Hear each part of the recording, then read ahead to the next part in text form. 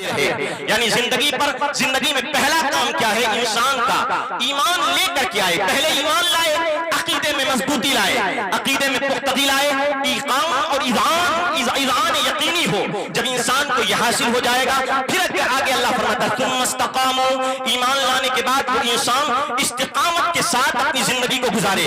کس پر استقامت؟ ایمان پر استقامت، مسلک پر استقامت، مذہب پر استقامت، اپنے عقیدے پر استقامت انسان قائم رکھے اور ایمان کے تقاضوں کو پورا کرتا رہے۔ تو آگے اللہ فرماتا ہے تتنزل علیہم الملائکہ، سنو جب انسان ایمان لاتا ہے، ایمان لانے کے بعد ایمان کے تقاضوں کو پورا کرتا ہے، استقامت میں قائم رہتا ہے، تو اللہ ان اہل ایمان کو اور استقامت پسند مسلمان کو کبھی تنہا نہیں چھوڑتا ہے۔ آسمان سے اللہ ان کی مدد کے لیے فرشتوں کو نازل فرماتا ہے۔ مسلمان کو وہ فرشتے نظر آئیں یا نظر نہ آئیں، مسلمان ان فرشتوں کو دیکھیں یا نہ دیکھیں، مسلمان کی آنکھوں سے وہ فرشتے اوجھل ہوں، مگر ہاں مفسرین فرماتے ہیں دو تفسیریں ہیں۔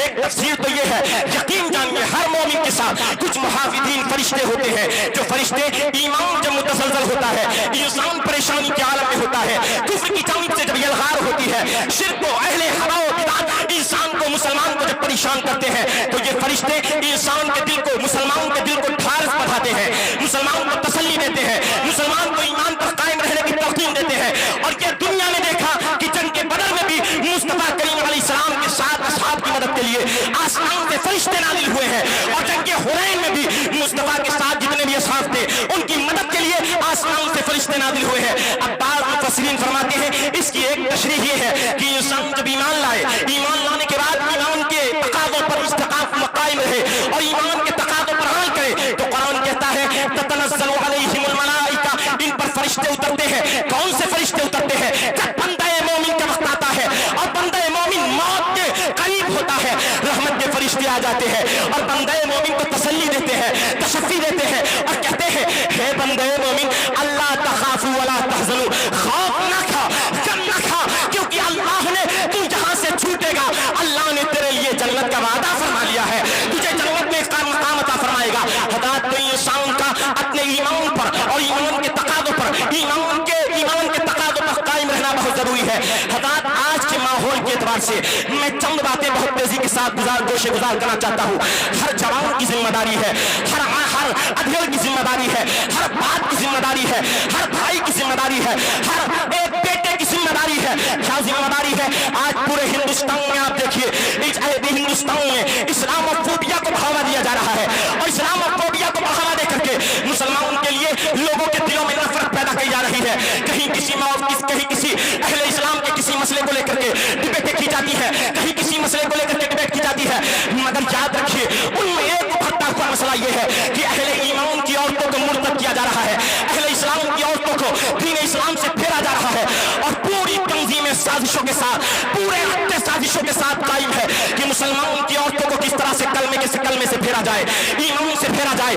ہم نے کہا جوان تیری بھی ذمہ داری ہے، اے بوڑھے تیری بھی ذمہ داری ہے، اے ابے تیری بھی ذمہ داری ہے کہ آخر تجھے مت سمجھ کہ تیری کوئی ذمہ داری نہیں ہے۔ مصطفیٰ کریم علیہ السلام فرماتے ہیں کلکم راع وکلکم مسئول عن رعیتہ، او کما قال النبی صلی اللہ علیہ وسلم، میرے آقا فرماتے ہیں ہر انسان ذمہ دار بنا کے بھیجا گیا ہے، اور جو اس کے ماتحت ہے ان ماتحتوں کے بارے میں انسان سے اس کی ذمہ داری کے بارے میں پوچھا گیا تھا۔ ایک انسان کے اوپر باپ ہے تو بیٹی کی ذمہ داری ہے، بھائی ہے تو بہن کی ذمہ داری ہے، شوہر ہے تو بیوی کی ذمہ داری ہے، اور اسی طریقے سے انسان بھائی اپنی بہن کی ذمہ داری نبھائے۔ تو حضرات یاد رکھیے، ہے جوانوں آج میں تم سے کہنا چاہتا ہوں یہ جو ارتداد کا فتنہ پھیل رہا ہے اسے کوئی آسمان سے روکنے کے لیے نہیں آئے گا۔ اہل ایمان پر اللہ نے ذمہ داری رکھی ہے کہ اہل ایمان جب کثیر تعداد میں ہے تو یہ اہل ایمان کی حفاظت کے لیے آگے آئے، اسلام پہ ہونے والی جلخار کا جواب دینے کے لیے آگے آئے۔ تو آج اپنے گھر کی ذمہ داری کو آپ اٹھائیے، ایک اچھا بھائی ہونے کی حیثیت سے اپنی بہن کے ساتھ اس کے ایمان کے تقوی، اس کے ایمان کی حفاظت کے لیے آپ سینہ سپر ہو کر کے کھڑے ہو جائیے۔ ایک اچھا شوہر ہونے کے ناطے اپنی بیوی کے ایمان کی حفاظت کے لیے اس کے سامنے سینہ سپر ہو کر کے کھڑے ہو جائیے۔ ایک اچھا باپ ہونے کے ناطے اپنی بیٹی کے سامنے اس کے ایمان کی حفاظت کے لیے اچھا سینہ سپر ہو کر کے کھڑے ہو جائیے، ورنہ یاد رکھیے ہے جوان آپ یہ سوچتے ہیں اور یہ سمجھتے ہیں آپ اپنی ذمہ داری کو نہیں نبھائیں گے، کل قیامت کے دن آپ سے کوئی سوال نہیں کیا جائے گا۔ نہیں، پیارے آقا علیہ السلام فرماتے ہیں اللہ کی قسم کنجوس جنت میں داخل نہیں ہوگا، اللہ کی قسم کنجوس جنت کی خوشبو نہیں پائے گا، قسم دیوس پر اللہ قیامت کے دن نظر رحمت نہیں فرمائے گا۔ آقا علیہ السلام سے سوال کیا گیا یا رسول اللہ یہ دیوس کون ہے؟ مصطفیٰ فرماتے ہیں دیوس وہ بندہ ہے من لم یغار علی اہلہ اور کما قال نبی صلی اللہ علیہ وسلم، فرمایا جو اپنے گھر والوں پر اپنے گھر والوں کو بے غیرتی میں دیکھے اور نہ روکے نہ ٹوکے، ان کو ایمان نہ سکھائے، ایمان کے تقاضے نہ سکھائے، حیا نہ سکھائے، حیا کے تقاضے نہ بتائے، تو میرے آقا علیہ السلام فرماتے ہیں وہ بندہ دیوس ہے۔ حضرات ذرا غور کیجیے آج کن کے گھروں کا یہ معاملہ ہے، کن کے گھروں کا یہ معاملہ ہے کہ شادی بیاہ مسلمان کی ہوتی ہے، مسلمان کی شادی بیاہ کے موقع پر ایک نوجوان بھائی کے بائک پر اس کی نوجوان بہن ننگے لباس پہن کر کے جاتی ہے، ایک نوجوان بیٹے کی بائک پر اس کے گھر کی عورتیں ننگا لباس پہن کر کے جاتی ہے۔ اے مسلمان تیری حیا کہاں مر گئی ہے؟ اے مسلمان تیری غیرت کہاں مر گئی ہے؟ اے مسلمان تیرے حیا کے تقاضے کہاں مر گئے ہیں؟ کیا تو اسی کے لیے آیا تھا؟ نہیں، یاد رکھ اے جوان جب تو اپنے گھر کی عورتوں کو سنوارے گا اور انہیں ادب سکھائے گا، تعلیم دے گا، دین کی تحقیق کرے گا، تو یاد رکھ جب تیری ماں اچھی ہو جائے گی تو بیٹا اگر احمد رضا ہوگا تو ماں نیک ہونے کی بدولت بیٹا اعلیٰ حق بن جایا کرے گا۔ جب ماں نیک ہوگی تو بیٹا معین الدین ہوگا مگر بیٹا غریب نواز بنتا نظر آئے گا۔ جب ماں نیک ہوگی تو بیٹا عبدالقادر ہوگا مگر بیٹا غوث اعظم بنتا نظر آئے گا۔ اور جب ماں نیک ہوگی تو بیٹا حسن و حسین ہوگا، ماں نیک ہوگی تو بیٹا حسن و حسین میدان کربلا کا شہسوار۔ سبحان اللہ، نعرہ تکبیر، نعرہ رسالت، مسلک اعلیٰ حضرت۔ بہت اچھے مفتی صاحب۔ حضرات ذرا غور کیجیے، میں آخری بات پر آپ کو توجہ دلانا چاہتا ہوں۔ آپ میں سے ہر جوان کی ذمہ داری ہے اپنے گھر کا ماحول صحیح کرے۔ شادی بیاہ اس جلسے سے پیغام لے کر کے جاؤ، شادی بیاہ کا موقع ہوتا ہے، آج بڑی معذرت کے ساتھ کہنا پڑتا ہے شادی بیاہ کے موقع پر ایک عام انسان تو عام انسان ہے، پڑھا لکھا مولوی نما، میں مولوی نہیں کہوں گا، مولوی کا مرتبہ تو بہت بلند و بالا ہے، عالم کا مقام اور حافظ کا مقام تو بہت بلند و بالا ہے۔ ایک عالم نما، ایک حافظ نما، ایک مولوی نما کے گھر کا یہ عالم ہوتا ہے۔ بے حیائیاں ہو رہی ہیں، غیر محرم گھر میں آتے جاتے رہے ہیں، غیر محرم پہلے ہمارے یہاں شادیاں ہوتی تھی تو شادیوں کے موقع پر عورتوں کا انتظام الگ ہوتا تھا، مردوں کا انتظام الگ ہوتا تھا تاکہ کوئی غیر محرم مرد و عورت کا آپس میں اختلاط نہ ہونے پائے اور شریعت کا پوری شریعت کی پوری پاسداری کی جائے۔ آج یہ فرق آپ نے اٹھا دیا ہے، فرق اپنے معاشرے سے ختم کر دیا ہے۔ یقیناً یہ آپ کی ذمہ داری ہے اور آپ سے پوچھا جائے گا اور سوال کیا جائے گا یہ فرق آپ نے کیوں اٹھایا ہے، کس لیے اٹھایا ہے؟ کیا مسلمان کی شادیاں بے حیائی کا اڈا نہیں بن گئی ہے؟ اور کیا ایک نوجوان بیٹا اپنی بہن کے ساتھ، ایک ماں کے ساتھ بیٹھ کر کے، ایک نوجوان بھائی اپنی بہن کے ساتھ بیٹھ کر کے، ایک نوجوان شوہر اپنی بیوی کے ساتھ بیٹھ کر کے، اور ایک نوجوان بیٹی اپنے باپ کے ساتھ بیٹھ کر کے، آج مسلمان کے گھر گھر کا عالم یہ نہیں ہے کہ وہ مسلمان کی عورتیں کیا کرتی ہیں، بیویوں پہ حیا سوز مناظر دیکھتی ہے، وہ مسلمانوں کی عورتیں بیویوں پہ بیٹھ کر کے غلط نظارے دیکھتی ہیں۔ بھائی بیٹھا ہے، بہن بیٹھی ہے، ماں بیٹھی ہے، بیٹا بیٹھا ہے، شوہر بیٹھا ہے، بیوی بیٹھی ہے، ایک گتھم گتھا کے بے حیائی کا منظر آپ نے اپنے گھر میں معاشرے کو بے حیا معاشرہ اپنے گھر میں جنم دیا ہے۔ اے مسلمان اپنے گھر کے ماحول کو میں یہی کہتا ہوں، اے جذباتی جوانوں جلسے میں آ کر کے فقط نعرہ لگانے سے کام نہیں چلے گا۔ اے جذباتی جوانوں اگر تمہیں دنیا میں اسلام کا نظام عدل دکھانا ہے تو سب سے پہلے اسلام کا نظام عدل اپنے گھروں میں قائم کرنا ہوگا، اپنے مکتبوں میں قائم کرنا ہوگا، اپنے محلوں میں قائم کرنا ہوگا، اپنے ارد و پیش کے معاشرے میں قائم کرنا ہوگا۔ آپ اپنے گھر، اور کسی عربی نے کیا اچھا مقولہ کہا تھا، عربی نے مقولہ کہا تھا افسوس اس بات پر نہیں ہوتا ہے کہ عورتیں بے حیا بے غیرتی کے ساتھ گھروں سے نکلتی ہے، افسوس تو اس بات پر ہوتا ہے کہ عورتیں بے غیرتی کے ساتھ ان گھروں سے نکلتی ہے جن گھروں میں مرد رہتے ہیں۔ ایسے مردوں کو بے غیرتی کے چلو بھر پانی میں ڈوب کر کے مر جانا چاہیے۔ حضرات ذرا غور کیجیے، اپنے معاشرے کے نظام کو بھلا کیجیے۔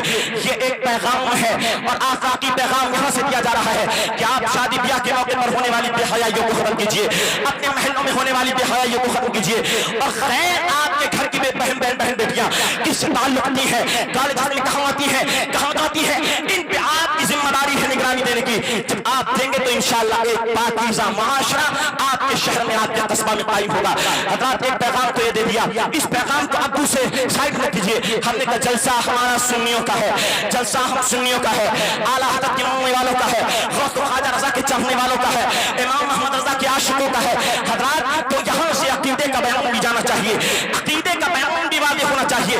حضرات یاد رکھیے، آج ہمارے علاقے میں بد مذہبیت پھیلتی ہے، وہابیت پھیل رہی ہے، دیوبندیت پھیل رہی ہے، نجدیت پھیل رہی ہے، قادیانیت پھیل رہی ہے. اس پہ ابھی تک کسی نے بیان نہیں کیا تھا. میں نے کہا یہ عقیدے کی بات ہے، اسے بیان کرنا ضروری ہے. حضرات ذرا غور کیجیے، اس جلسے سے پیغام جانا چاہیے. یہ جو بد مذہبیت پھیل رہی ہے، اس بد مذہبیت کے پھیلنے میں سب سے زیادہ دو چیزوں کا اہم کردار ہے. پہلا کردار یہ ہے کہ انسان وہابیوں سے دوستی رکھتا ہے، اور اللہ کے نبی علیہ السلام نے فرمایا ہے المرء علی دین خلیلہ فلینظر الی من یخاللہ او کما قال النبی صلی اللہ علیہ وسلم او کما قال او کما قیل او مثل ذلك او قریب ذلك او مفہوم ذلك او کما قال النبی صلی اللہ علیہ وسلم. میرے آقا علیہ السلام نے فرمایا انسان اپنے دوست کے دین پر ہوتا ہے. تو انسان کو چاہیے دوستی دیکھ کے کرے کس سے دوستی کر رہا ہے. اگر وہابی کے دوست وہابی سے دوستی کرو گے تو یقین جانو وہابیت کے جراثیم آپ کے عقیدے میں بیٹھتے چلے جائیں گے. اگر نجدیت سے دوستی کرو گے تو نجدیت کے جراثیم آپ کے اندر سموتے چلے جائیں گے. اگر اہل حدیثوں سے دوستی کرو گے، اہل حدیثیت آپ قبول کرنا شروع کر دو گے. حضرات اس بنیاد پر دوستی کا اہم کردار ہے مذہب اہل سنت کو گھٹانے میں اور بد مذہبیت کو بڑھانے میں. اور دوسرا جو سب سے بڑی وجہ ہمارے علاقے میں وہابیت پھیلنے کا ہے، وہ یہ سبب ہے کہ وہابیوں، دیوبندیوں، نجدیوں، قادیانیوں کے ساتھ رشتہ داری کی جاتی ہے. بے شک بے شک بے شک. یہ رشتہ داریاں آپ کے علاقے میں ہو رہی ہیں، اور آپ غور کیجئے. ہم نے آیت کریمہ پڑھی ہے، اللہ فرماتا ہے ان الذین قالوا ربنا اللہ، بے شک وہ جو ایمان پر قائم رہے، ایمان کے تقاضوں پر عمل کرتے رہے، ان کی فرشتوں سے مدد ہوگی، ان پر خوف و غم نہیں ہوگا، انہیں جنت کی بشارت ملے گی. حضرات یہ آخری پیغام ہے، یہ آخری پیغام ہے، غور سے سنیے گا. یہ جو شادی بیاہ کی جا رہی ہے، آج کو اس جلسے میں کتنے ہوں گے جو بیٹھے ہوں گے؟ بیٹی وہابیوں کو دے دی ہوگی، بیٹا وہابیوں کا، بیٹا وہابیوں کا، اور ادھر دیکھو بیٹا سنیوں کا تو بیٹی وہابیوں کی. حضرات کان کھول کر کے سن لیجئے، ہمارے فقہاء کرام نے صاف ستھرا صریح فیصلہ فرما دیا ہے، اور قیامت تک کے اٹل فیصلہ ہے کہ وہابیت، دیوبندیت، قادیانیت کفر ہے، کفر ہے، کفر ہے، بلکہ کافروں سے بدتر ارتداد ہے، ارتداد ہے، ارتداد ہے. ہمارے فقہاء، اب میں آپ کو بتاتا چلوں، ہماری کوئی ذاتی دشمنی نہیں ہے، ہماری زمین نہیں جوتی ہے، ہمارا مکان نہیں لیا ہے، ہمارے گھر کی بہن بیٹیوں کی عزت نہیں لوٹی ہے. ہاں سنیوں کے بارے میں سنیوں کو العموم یا رسول اللہ کہنے کی بنیاد پر مشرک کہتے ہیں. ہاں رسول کریم علیہ السلام کی قبر انور کو مان اللہ صنم اکبر سے تمثیل دیتے ہیں، کہتے ہیں آقا کا روضہ تو بت ہے، اسے توڑ دینا واجب ہے، اسے ڈھا دینا فرض کفایہ ہے. حضرات ذرا غور کیجئے، یہی کہتے ہیں انبیاء اولیاء اللہ کے دربار میں ایک ذرہ سے بھی کم تر ہے معبود اللہ. یہی کہتے ہیں انبیاء اور اولیاء کا نماز میں اگر خیال آ جائے تو نماز گائے بیل گدے کے خیال سے بدتر ہے. یہی کہتے ہیں نبی کو پیٹ پیچھے کی خبر نہیں ہے. یہی کہتے ہیں جس کا نام محمد یا علی ہے وہ کسی چیز کا مالک و مختار نہیں ہے. یہی کہتے ہیں سب بندے بڑے ہو یا چھوٹے اللہ کے آگے چماؤں سے بھی زیادہ ذلیل ہے معاذ اللہ. یہی کہتے ہیں جیسا علم غیب اللہ کے نبی علیہ السلام کو ہے، ایسا علم غیب تو جانور گھوڑے کو ہے، بلکہ ہر سبی و مجنون، ہر بہائم کو ہے، ہر چار پیر والے کو ہے. یہی کہتے ہیں، کیا کہتے ہیں؟ یہی کہتے ہیں شیطان و ملک الموت کو تو علم غیب حاصل ہے، اور یہ قرآن و حدیث سے ثابت ہے، مگر اللہ کے نبی علیہ السلام کو علم غیب حاصل نہیں ہے. اس پر کوئی قرآن کی نص نہیں ہے. ہم نے کہا سنیوں یہ بتاؤ جو انبیاء علیہ السلام کو ایک ذرے سے کم تر کہے، سنیوں کیا وہ مومن ہو سکتا ہے؟ نہیں، لاکھ کلمہ پڑھے وہ مومن نہیں ہو سکتا. مومن ارے بولتے کیوں نہیں؟ مومن. حضرات میں چاہتا ہوں یہی آخری پیغام نکال کر کے بس 1 سے 2 منٹ میں انشاءاللہ چلا جاؤں. حضرات ہمارے فقہاء نے صاف صریح فرمایا ہے فرمایا فتاوی شامی اٹھا لو. علامہ ابن عابدین محمد بن محمد ابن عابدین شامی اپنی کتاب رد المختار میں نقل فرماتے ہیں. علامہ محمود قاسمی اپنی کتاب بدائع السماع میں نقل فرماتے ہیں جزیہ. اور صاحب بحر الرائق نے بھی نقل فرمایا ہے کیا لا يجوز نکاح المرتد مع احد. سنو کائنات میں مرتد کا نکاح کسی سے نہیں ہو سکتا ہے. میں بطور خلاصت اس کا ترجمہ یوں کرتا ہوں. ارے کائنات میں اگر کوئی وہابی ہے, کوئی دیوبندی ہے, کوئی قادیانی ہے, کوئی اہل حدیث ہے, تو اس کا نکاح کسی سنی سے تو چھوڑو, کسی مسلمانوں سے تو چھوڑو, کسی کافر سے بھی چھوڑو. میں کہتا ہوں بطور خلاصت اگر گھوڑے گدھے بالفرض اگر گھوڑے گدھے سے نکاح کرنا حلال ہوتا تب بھی وہابیوں کا نکاح کسی گھوڑے گدھے کے ساتھ بھی نہیں ہو سکتا ہے. یہی حق ہے. میں کہتا ہوں اتنے علماء بیٹھے ہیں, اگر میں غلط بول رہا ہوں تو بتائیے آپ. اتنے علماء بیٹھے ہیں, تصدیق کریں, تائید کریں. تو حضرات جو بد مذہبیت پھیلنے کا ایک سب سے بڑا علاقے میں سب سے بڑی وجہ ہے, وہ وجہ کیا ہے؟ وہابیت کی پھیلنے کی وجہ رشتہ داری ہے. رشتہ داری ہے, رشتہ داری ہے. تو سنیت پہ ہی قائم رہو. زندگی دی گئی ہے اسی کے لیے مسلک اعلیٰ حضرت پہ سلامت رہے. ایک پہچان دین نبی کے لیے سنیوں میں ہی شادی کرو. یہ وہابی نہیں فیملی کے لیے, یہ وہابی نہیں فیملی کے لیے. اور آخر آپ اعلیٰ حضرت کے جلسے میں بیٹھے ہیں تو ذرا ایک نعرہ لگا دیں. اور نعرہ کیا, میں اپنے ناظم صاحب سے بھی کہوں گا, آپ حضرات سے بھی کہوں گا, جب یہاں سے نعرہ لگائیں تو یہ نعرہ ضرور لگایا کریں, مسلک اعلیٰ حضرت.